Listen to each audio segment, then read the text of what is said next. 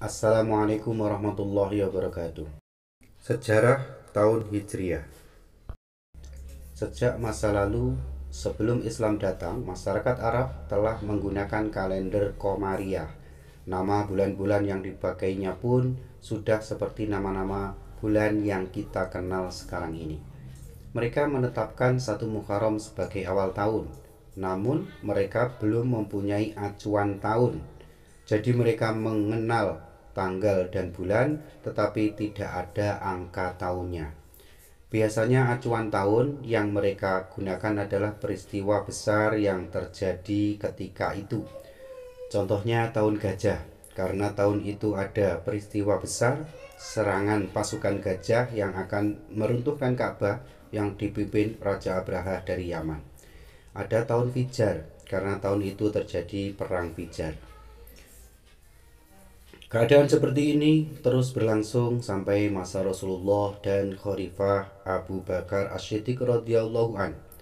Pada masa Nabi ada istilah tahun beberapa yang dipakai seperti Sanatul Idni, tahun izin, yaitu karena ketika itu kaum muslimin diizinkan hijrah ke Madinah.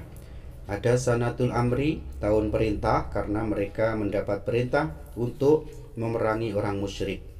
Ada tahun Tamhiz, yaitu di tahun ini Allah menurunkan firman-Nya, surat Ali Imran ayat 141 yang menjelaskan bahwa Allah mengampuni kesalahan para sahabat ketika perang Uhud.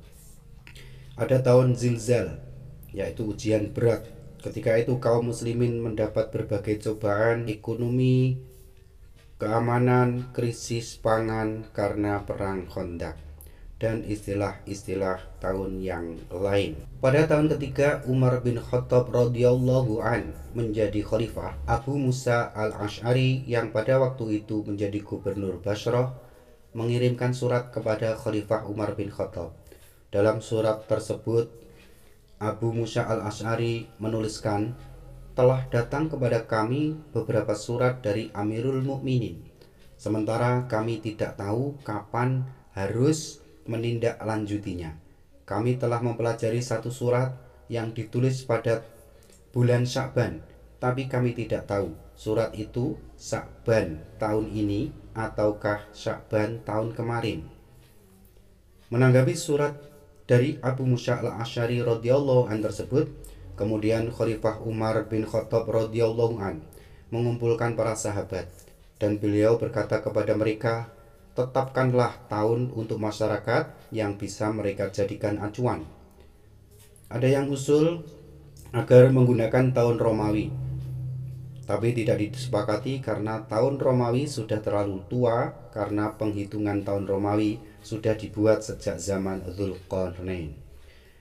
Para sahabat yang musyawarah mengusulkan beberapa hal yang dapat dijadikan menjadi acuan tahun, yaitu yang pertama, tahun kelahiran Nabi, tahun ketika Rasulullah diutus menjadi Rasul, tahun ketika Rasulullah hijrah, dan tahun ketika Rasulullah wafat.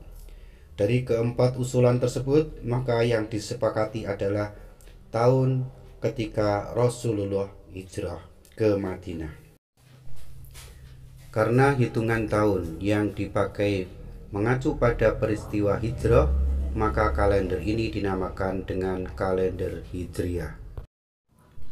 Setelah sepakat dengan perhitungan tahun dan nama bulannya, kemudian disepakati pula bahwa bulan pertamanya adalah bulan Muharram.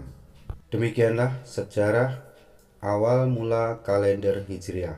Wallahu a'lam. Semoga bermanfaat. Billahi taufiq wal hidayah. Assalamualaikum warahmatullahi wabarakatuh.